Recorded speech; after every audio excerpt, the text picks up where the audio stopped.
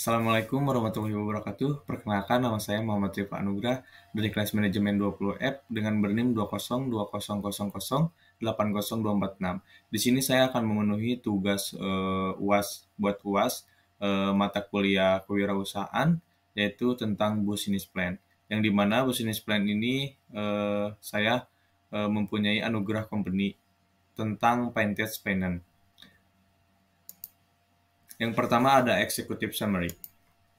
Executive summary kita dari perusahaan Anugerah Company Vantage Keuangan, yang dimana perusahaan kami ini menawarkan layanan keuangan kepada penduduk yang tidak memiliki akses perbankan melalui kemitraan. Dan juga ada tujuan mempermudah masyarakat yang ada di pelosok-pelosok Indonesia agar dapat akses perbankan lebih mudah melalui aplikasi yang telah dipersiapkan.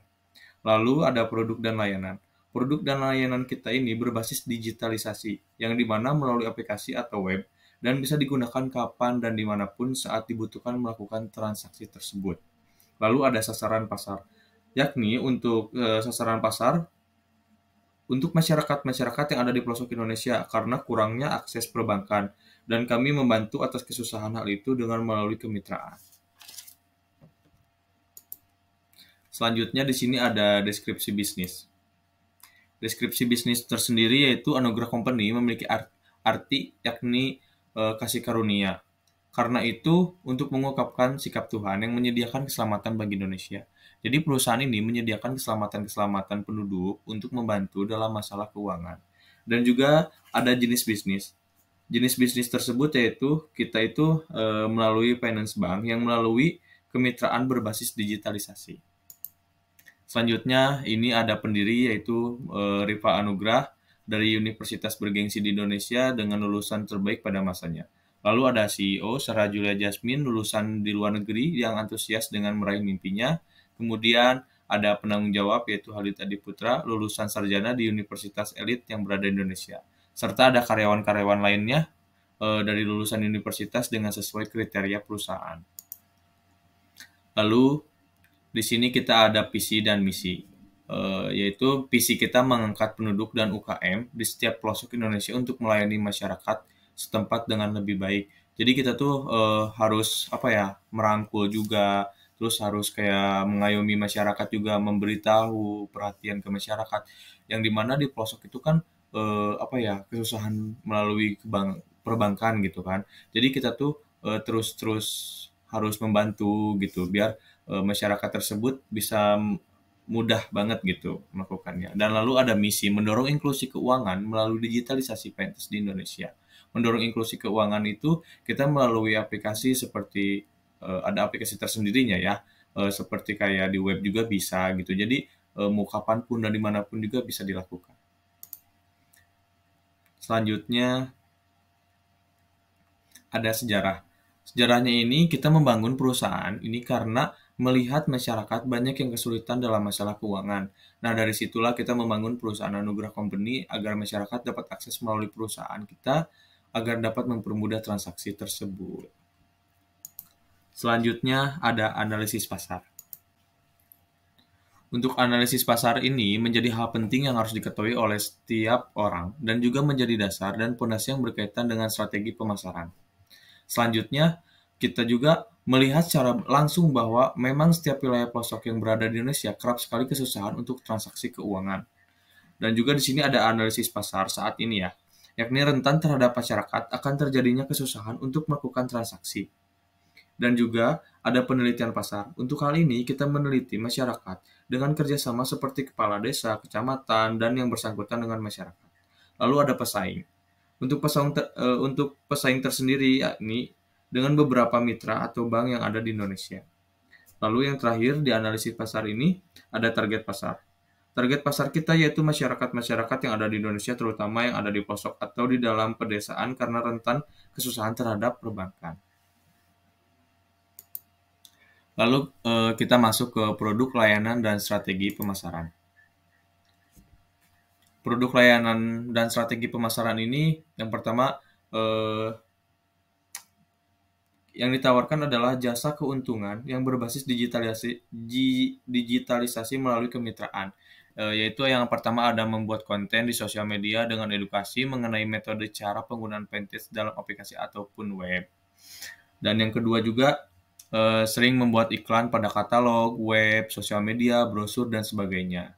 Dan yang terakhir ini ada dari mulut ke mulut, dari warga sekitar yang memberikan sebuah rekasi untuk memberitahukan ke orang lain. Jadi, semisal warga ini memberitahu ke warga yang lain, bisa melalui sini biar lebih mudah dan lebih praktis gitu.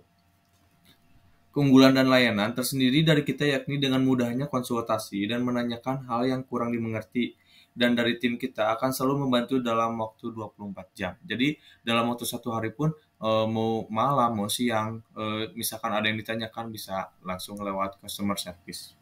Dan manfaatnya itu dapat mempermudah transaksi dengan menggunakan aplikasi yang dapat diakses dengan cepat dan selesai gitu.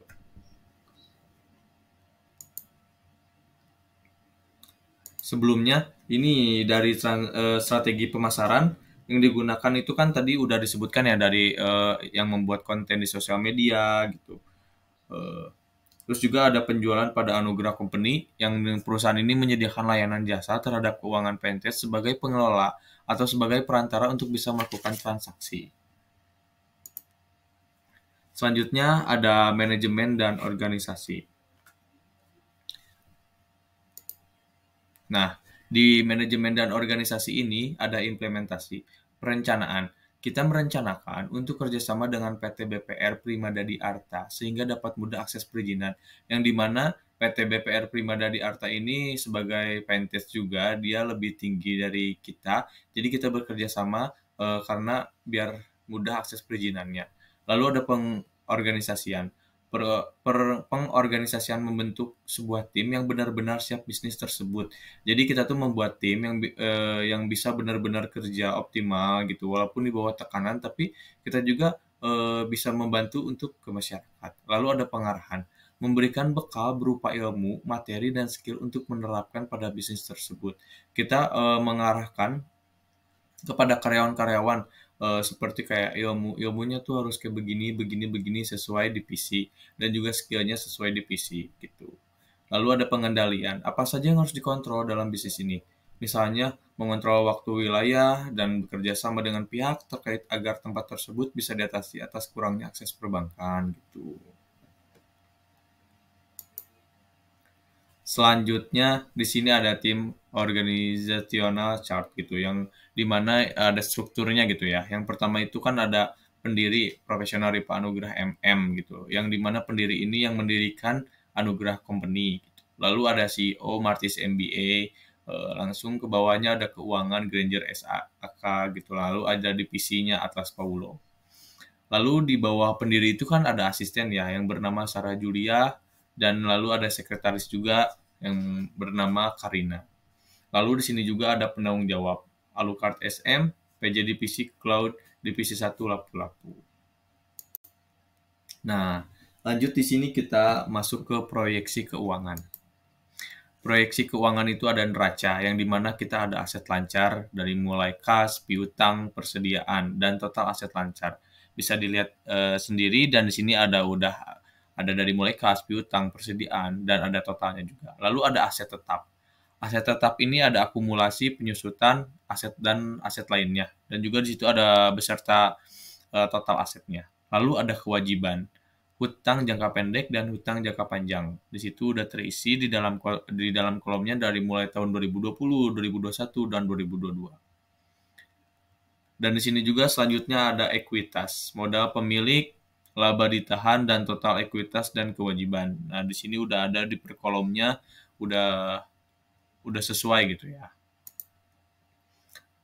Lalu di sini ada arus kas, yang dimana arus kas dari operasi, pendapatan bersih, misalkan sekian, terus ada penambahan atau pengurangan piutang, pengurangan persediaan, lalu ada diisinya pembelian aset tetap. Di sini juga ada arus kas dari aktivitas pendanaan, ada kayak penambahan modal pemilik, pembayaran hutang, dan arus kas bersihnya ada di situ. Selanjutnya kita ke analisis risiko. Analisis risiko ini yang pertama itu masyarakat sekitar tidak mau bekerja sama dengan membangun cara mudah agar percaya terhadap transaksi lewat perusahaan kita. Jadi Ya emang sih ya, kalau misalkan perusahaan kayak gini kan masyarakat tuh belum apa ya, belum terlalu paham juga. Makanya kan pihak dari perusahaan, agensi kita itu dari setiap divisinya memberitahu bahwa kita tuh kayak gini-gini. Tapi di analisis resiko ini masyarakatnya tidak mau bekerja sama dengan membangun cara mudah agar percaya terhadap transaksi lewat perusahaan kita. Lalu yang kedua, proposal dengan pengajuan dari pelosok-pelosok lambat untuk dimintai keterangan masyarakat terhadap perusahaan.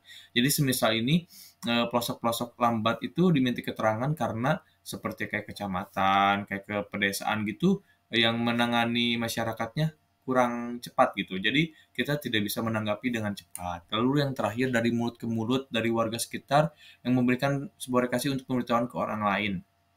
Nah, ini juga bisa disebut kayak terkadang ada yang memberitahukan kepada masyarakat yang lain dari mulut ke mulut gitu. Misalkan di perusahaan kita tuh lebih efisien, lebih gampang, lebih praktis gitu. Akan tetapi di sisi lain juga ada yang bilang jangan di sini karena ada gini-gininya gitu.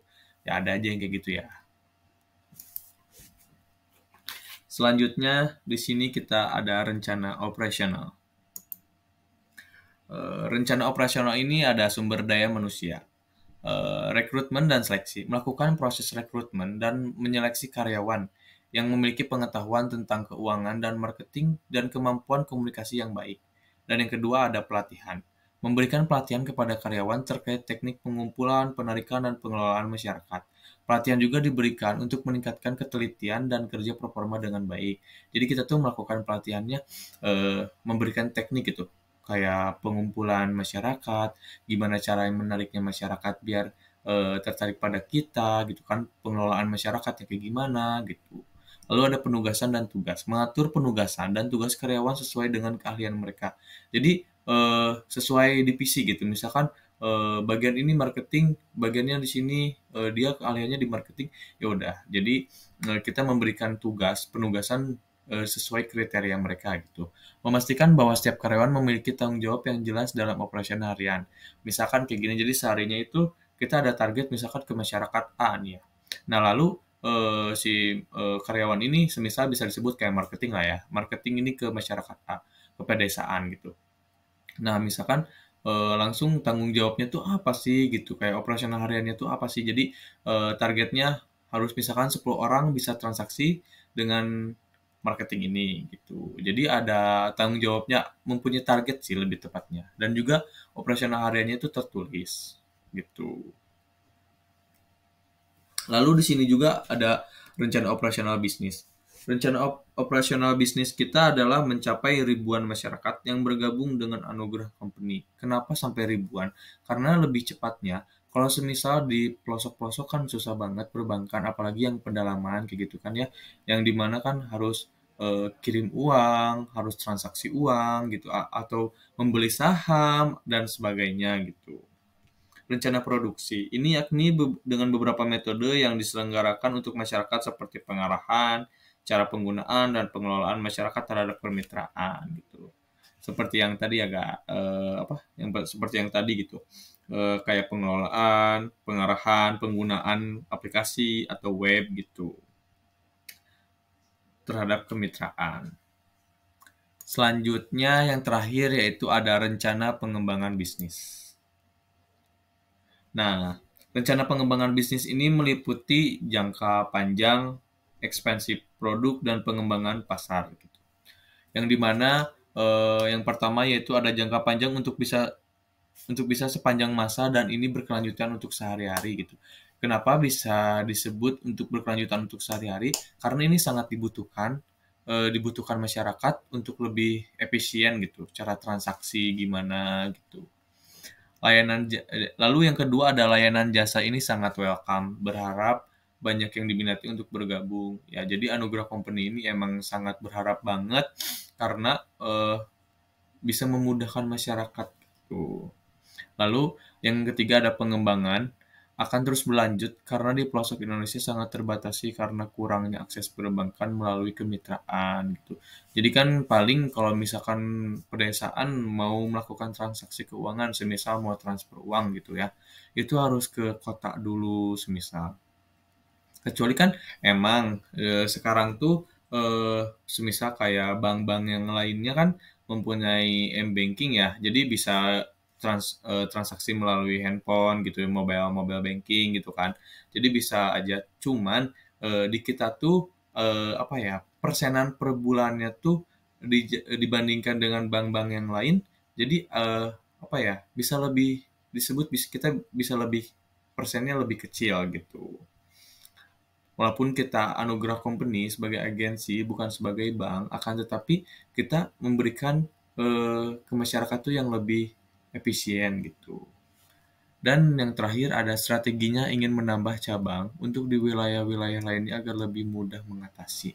Eh, Rencana pengembangan bisnis untuk menambah cabang ini karena emang kita ingin menambah cabang lebih banyak lagi untuk terutama di pelosok-pelosok yang ada di Indonesia, karena saya berharap banget dari Anugerah Company ini mengubah masyarakat apa ya, lebih gampang, praktis gitu, lebih kayak jadi apa ya, nggak susah banget gitu untuk melakukan transaksi tersebut. Dan juga di sini Anugerah Company ini dia menyangkutkan kayak saham gitu, kayak membeli saham apa gitu.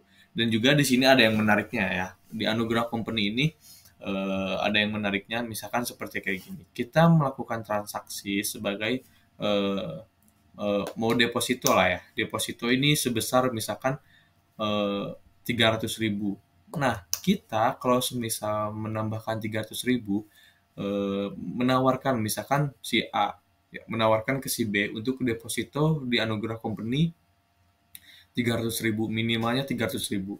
Nah, si A ini mendapatkan komisi dari si B sebesar 50.000. Bayangkan aja semisal kita mengajak semua orang gitu ya, ngajak 10 orang aja untuk deposito di sini. Kita udah mendapatkan komisi sebesar 500.000 gitu. Sedangkan kalau misalkan kita mengajak ke orangnya sebesar 1 juta. Nah, kita misalkan si A mengajak si B untuk deposito di Anugerah Company sebesar 1 juta. Nah, misalkan si B ini melakukan deposito. Nah, lalu si A ini dia mendapatkan komisi yaitu sebesar 100.000. Jika dibayangkan 10 orang kita mengajak untuk deposito di Anugerah Company, 10 orang kita sudah mendapatkan komisi sebesar 1 juta. Gitu. Ya, mungkin cukup sekian dari Anugerah Company. Mohon maaf bila ada kesalahan kata dari yang terutama dari business plan kita gitu ya. Ya udah, thank you, bye bye.